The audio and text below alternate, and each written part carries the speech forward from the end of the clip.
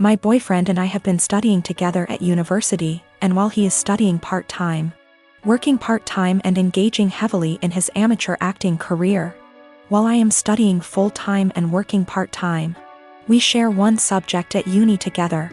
On top of this, he is trying to pick up another hobby while looking after his grandfather who is in his final stages, in a nursing home. As you can imagine, for the past 6 months he has very little time to cut out of his week to spend with me. None, in fact. I have been fine with this for the most part. I have been driving 45 minutes 3+// times a week to get to his house so we can steal a few hours together, but he doesn't have time to spare. This is an inconvenience I can live with. However, he has been asking me to do a lot of other things too. He has frustrated me multiple times with demands that I visit his grandfather, who does not recognize me, for 2 hours, which turns into 4.5 hours, or help him with a family matter, which lasts 5 hours or so. Every time this happens, he promises he will drive me home. And every time he says he doesn't have time anymore and I need to catch the train home, 1 hour plus walking. I have spoken to him about how this is unfairly affecting me, and he seems to take it on board, but just forgets again the next time he needs something. After forcing me to spend $600 plus on his best friend's destination wedding, the weekend before we both had 2 major exams due, he demands that we switch our exam times because he didn't spend enough time studying and he needed the extra day. I concede and he squanders his spare day sleeping because he needed it. I take my classes very seriously and I feel very over by his demands. I understand that family matters / best friends are important things, but he has eaten into hours and hours of my study time, and my grades are dropping. Not only that, but it's affecting my emotional health also. I have expressed to him that it is affecting me badly, but he tells me I'm being very unsympathetic and selfish.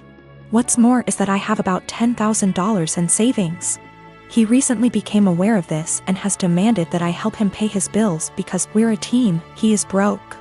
I helped him with a few, but drew the line after $500 because he is very irresponsible with money and there's only so much I can pour out before it seriously affects me. He is also demanding that I give him access to my bank account because we are in this together. And he wants to marry me one day, so we should start sharing now. I don't really know what to do. I want to be a good girlfriend and do what he needs me to do right now, but it's beginning to affect my health. Let me start off by saying my son, Adam, is 22 years old. Back when my ex-wife, Tori, and I were trying for kids, we found out that I was infertile. We decided we'd adopt, then about 4 months later my ex-wife is pregnant. I was thrilled because I thought maybe the doctor made a mistake. No, I was wrong. My ex-wife cheated on me and I didn't find out until 20 years later. Tori told me 2 years ago that she cheated on me. And we did a paternity test to make sure, and well, he's not my biological son. My ex and I divorced a few weeks later. Ever since my son found out the truth, he wanted to meet his biological father. He did, and they started to become really close. It hurt me much more than I thought it would. He's an adult, he can make his own decisions, but it hurt really bad. They started to bond really well, and all of a sudden Adam became really distant from me. It's been like this for almost a year and a half. I tried to text him to make plans for dinner and he said he's busy with Chris, biological father. I tried numerous times to connect with him by calling and texting, but he never made plans aside from like a meal every other month. We used to do stuff every other week, but it's been completely different since he found out about Chris. I couldn't stand it. My son, who I raised since he was a baby, treated me like I didn't matter. Anytime we'd actually have plans, he would still be cold and distant. What I mean by that is became much more defensive of his personal life. I'd ask him how classes or friends were and he'd just say they were fine but never go deeper than that. He also changed his major from econ to computer science and didn't even mention it to me until a year later. I told him how much he was hurting me because of how distant he was and he apologized and said he'd do better. He never did. I told him numerous times and he never changed. He was still distant. What was the final straw for me was the phone conversation I had with him last week. He said he was going to change his last name to Chris because he liked it so much and because they were close. I couldn't believe what I was hearing. I told him this. I can't believe you are going to do this. That's really disappointing to me. If you decide to change your last name, go ahead, but if you do that, then I'm no longer your father and I don't want to be involved in your life. He hung up on me. I didn't even bother reaching out because I know he wouldn't respond. I stand by what I said. I meant every word and still do. The last name change to me means he no longer views me as a father and views Chris as his, despite the fact he's 22. My family told me I'm being unreasonable. Meanwhile, my best friends think it's reasonable. After I found out about Chris, I took a couple of days and didn't speak to my ex-wife or Adam. They didn't contact me. I didn't contact them. I needed a break. A lot of you are asking for a deeper meaning behind this, and I think I finally figured out why he's been so cold. A few months before my wife told us the truth, we were in a very long argument. His grandma, my mother, left a big inheritance for him that I am fully in charge of. Enough to pay for college and have enough wiggle room to not stress all the time about it. After a semester of university, he started dating this girl. He was head over heels in love with her. I never met the girl, so I have zero clue how she felt about the relationship. Suddenly, after a few months of dating, Adam asked me for about $3,000 to be deposited into his account from the inheritance. I already paid for the semester, so this was odd to me. I asked Adam why he needed the money. He said his girlfriend was having trouble paying for her tuition and asked my son to help. I told him no because it seemed to me that she was treating him like a piggy bank. He spent over $1,000 on her in just under a few months. He would constantly talk about how he loved going shopping with her so he could buy her things. To me, she was just after my son's inheritance, and I was right. What I said to him was basically this: Adam, you haven't been dating this girl for very long at all, and for me to give you that much money just to spend on her after a few months doesn't sit well with me. That's the money your grandmother left you for your college career, not hers.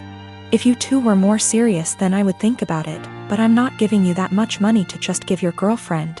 Turns out my guess was right, and she was after his money. They broke up shortly after and have had an on-again, off-again relationship ever since. He was upset with me, but he eventually got over it after a few months. Then we found out about my ex's affair. I don't know if that's the real reason he's so cold. That was a huge argument that went on for weeks until she left him. I am a 39-year-old male, and I lost my late wife 6 years ago. I have a 16-year-old son, Daniel, and I recently got engaged to my fiancé of 2 years. Her mom and I aren't on good terms because of how she behaves. She's a controlling, self-centered, Dolly Parton wannabe. I learned to ignore, but she's been annoying Daniel and criticizing his personality regularly. He's a private kid and still hasn't gotten used to the new family dynamic, but he's in therapy and is doing fine. She keeps diagnosing him left and right, calling him antisocial, autistic and other crap. Fact is, Daniel is a shy, well-mannered kid, but people confuse that with being antisocial. Mother-in-law tried several times to force Daniel to open up by embarrassing him with personal questions on family dinners and test his personality type. I've realized the effect her behavior had on Daniel, so I gave him the choice to no longer be in the same room / house as mother-in-law, and he appreciated this a lot. Mother-in-law didn't like that Daniel kept his distance and no longer visits and kept ing about how spoiled he will become for her daughter to deal with. I told her to stop bringing it up, but she cried, "I'm just doing this for Danny." Last week she visited unexpectedly, wanting to say hi to Daniel. After Daniel greeted her, he went into the bathroom and she went into the living room with my fiancé. I was in my bedroom when Daniel came and said his journal was gone. We looked for it but didn't find it. I asked my fiancé, who was alone in the kitchen, but didn't see it. I paused for a second to ask where mother-in-law was. My fiancé said in the living room, but I saw her coming down the stairs. I asked where she was. She said the bathroom. I saw her purse in hand, so I bluntly asked if she took Daniel's journal. She looked offended and called for my fiancé when I insisted to see inside her purse. She wanted to leave, but I didn't let her. Fiancé told me to stop it, but I insisted, and the journal was there. Mother-in-law tried to explain this was her only chance to get to know Daniel better because she cares about him. I blew up at her and berated her for stealing from my son and told her she's banned from my house for the stunt she pulled. She argued with me then left. My fiancé apologized for her but said banning her from the house was over the top. It backlashed and father-in-law argued and hoped his daughter realizes how I am and call off the wedding for refusing to apologize to Mil. Fiancé said her family won't come to the wedding till I reconcile with her mom and cancel the ban, but I won't let my son be disrespected in his own house and asked my fiancé to understand. I'm refusing to reconcile but am aware this could ruin my relationship with all my in-laws, not just mother-in-law, and my fiancé thinks I'm selfish to cause drama. I was born when my parents were both 19, and my only other brother, let's call him Josh, was born when they were 42. They divorced shortly after Josh was introduced to the world. He was 4 months old at the time. And they both wanted nothing to do with the child. At the time, I was 23 and I was living alone with my then girlfriend who was 21, now my wife. And I'd done my best to convince at least one of them to take care of young Josh for his sake and the family's sake. But they refused adamantly and said that I should be taking custody of him instead. So I became legal guardian of my brother and he's been living with us for the past 12 years and things have been going really smooth for us. Josh, now almost 13, has been calling me dad and my wife mom and our 2 children for 9 years. His siblings and he has absolutely no idea about his real parents, and to be honest, I let all of that slide. He has no idea that I'm really his blood brother and not his father, and I'm starting to feel guilty and a little weird. Some of my uncles and aunts come to visit occasionally and they are really disgusted at the fact he calls me dad, and they are surprised I haven't told him the truth. They constantly messaged me, talked to me in private, and I cannot chat to them without this one particular topic rising up, badgering me to let him know already, but I refused. I discussed this with my wife and she thought it would be wrong to tell him the truth because none of my parents wanted to take care of him, and I'm the only person in the world who gave him the father figure everyone deserves. I feel that he has the right to know what he is to me and what I truly am to him. But he's suffered enough already and I just want things to continue how it is.